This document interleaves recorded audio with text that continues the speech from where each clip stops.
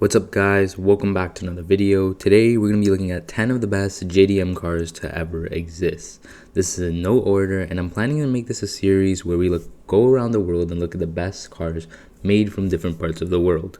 Let me know what you guys think of that in the comments down below, and let's get into the video where we look at the 10 best Japanese domestic market cars to ever exist. We're going to start this list off with a special JDM car that doesn't get as much love as the other cars on this list. The Toyota Chaser. This mid-sized sedan's popularity comes from the fact that it is a front-engine, rear-wheel drive car that was known to be a drift beast in the 90s.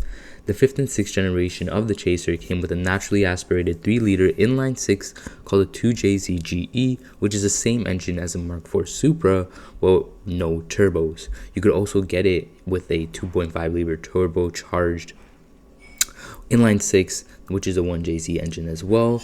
And both of these make high horsepower numbers. I think the inline-6 makes about the inline-6 2JZ makes about 225-ish, and the 1JZ engine makes a little bit under that. It came with a 5-speed manual or automatic transmission as well, and the big body of this car gives it an appealing kind of luxury look, and this unique styling also makes it turn heads. The amount of trims this car came with makes it very versatile to tune, which is why it's a special car in the JDM community.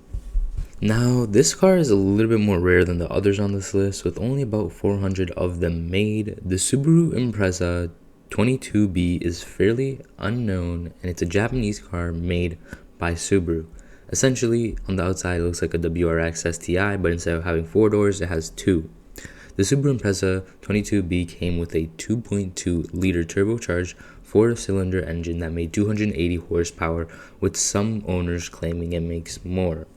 It came with a 5-speed manual transmission, and Subaru made this car to celebrate their success in the rally racing scene, winning their 3rd consecutive title in the FIA World Rally Championship. It was very specky inside out. It came with a large wing, small bonnet vents, BBS, gold alloy rims, which is a bonus. Like I said, there was only 400 of them made before. 16 of them were for the UK, 5 went to Australia, and then unfortunately none of them came to North America. But you could probably still import them. I think we've probably seen a couple being imported into North America, and you know that's what makes it so rare. It's like you can't find these things anywhere because there's so little made. With that said, it was still a very cool and an iconic JDM car. The next car on this list is one of the best naturally aspirated, or has one of the best naturally aspirated engines ever with crazy potential. The Honda S2000 is one of the best roadsters cars made in the world, let alone in the Japanese domestic market. It comes with a 2.2-liter inline-4 that makes between 237 horsepower and 247 horsepower, paired with a manual transmission, and it is also rear-wheel drive. For those who are curious, the names of the engines for the S2000 were the F20C and F22C1, iconic rare engines made by Honda that could rev up to 8,800 RPMs, which was unseen and unheard for a sports roadster at the time. And this is what made the Honda S2000 something special for its time. Now the next car we're going to talk about is a big body coupe and was a sleeper back in the 90s. And was an underlying car for some time. I guess it was because there were other cars in the spotlight at the time, like the Supra, Civic, RX7, and so the Lexus SC300 and Lexus SC400 didn't get to shine as bright. But since then, these cars have garnered a lot of attention for what they offer. The Lexus SC300 comes with a 3-liter inline-6 that makes 225 horsepower, and this is the same 2JZ engine from the Supra, just non-turboed. The Lexus SC400 comes with a 4-liter V8 that makes 250 horsepower, and this engine is known as a 1UZ-FE. And so these cars do come with a lot of power, and honestly they look really good in my opinion, especially when they're lowered and you get some like really cool wheels on them, and you know, maybe a lip at the front and the back. It will really look really good depending how you mod it, and I think this is definitely a underrated JDM car in my opinion. The next car on this list is the Acura NSX, specifically the first gen NSX, one of the first cars in Japan built to compete with European super/hypercars at the time, specifically the Ferrari 348. And so, knowing Honda, especially at that time, they did not disappoint. The first gen NSX came with a 3-liter V6 that produced 250 horsepower. It was a rear engine car that was also rear-wheel drive and handled very, very well. It also looked like a supercar should, and surprisingly, I think the looks is just better, potentially, in my opinion, than the Ferrari 348. Moreover, it just seems another car that carries a lot of history behind it, which makes it so popular amongst the JDM community. The Toyota AE86 is a well-known JDM car that rose to popularity in Japanese and car culture around the world because of the anime Initial D. The main character, Takumi Fujiwara, used this car in the anime to essentially race. And so the anime blew up, causing the popularity of this car to blow up as well. Now, the Toyota AE86 comes with a 1.6-liter inline-4 that makes around 112 horsepower, but depending on that year you get the car, that number could vary. The car was also said to be a well-balanced, elegant rear-wheel drive car, and it was also used by famous drifter and professional race driver, Drift King Takeshi Tsushishiya. Probably butchering that name, but it was another reason why the car was so popular. Again, it looks really great as well, so maybe that's attractive to other people's eyes as well. And yeah, the history and backstory of this car kind of makes it a special car in the JDM community. Evos. When you think of Mitsubishi, one of the first cars that come to mind are their Evolutions. Definitely a special car in the JDM scene and is loved by the Mitsubishi fans. Again, it was one of those cars that garnered a lot of attention because it was featured in the Fast and Furious movies.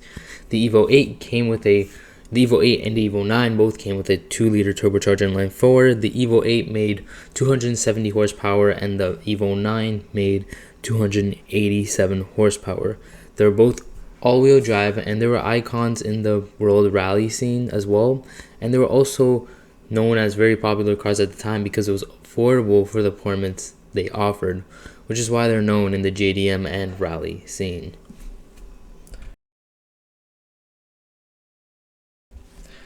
Man, Nissan really blessed us with these gems. The S13, the S14, and S15, probably one of the best looking JDM cars out there that are rear-wheel drive, love to go sideways, and have decent power as well. The S13 came with a 2.4-liter inline-4 that made 140 horsepower. The S14, the 240SX, came with a 2.4-liter inline-4 that made 155 horsepower.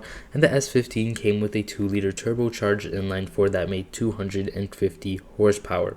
The Slivias were made to be an affordable sports car with your traditional front-engine vehicle and rear-wheel drivetrain, but it proved to be more than that. With performance-built suspensions, a slick look to it, it became a very popular choice for people to use and build as a drift car. Not only is it a legendary JDM car, but it's also a legend in the drift community as well.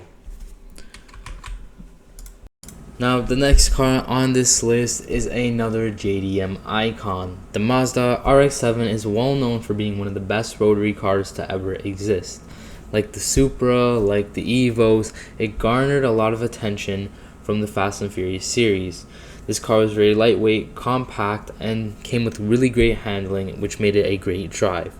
This car came with a 1.3-liter twin-turbo rotary engine, 13B, which made between 211 to 235 horsepower.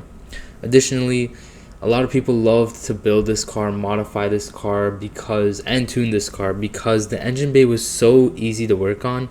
Like on YouTube, if you go out there, there's so many builds out there where people are building this thing to reach, 1,000 horsepower, or building it as a drift car or this and that. And so the versatility of how this car can be made into whatever you want is also why it's a legend and icon in the JDM community.